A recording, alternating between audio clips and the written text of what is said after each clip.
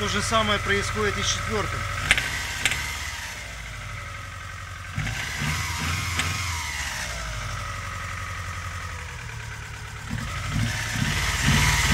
Так все четко. Но на одном цилиндре она работать не будет. Не успел. Да, сейчас работают два. Что можно предположить? Иногда.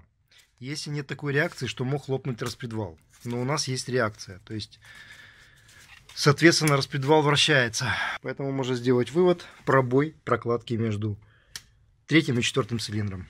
Кстати, хозяин говорит, что у него пробивает постоянно между вторым и третьим. Дорогие друзья, давайте решать этот вопрос. А что нужно сделать для того, чтобы не пробивало? Напишите об этом в комментариях. Я подожду. Ну а чтобы долго не ждать, я вам покажу, что для этого нужно. Нужно нормальные запчасти.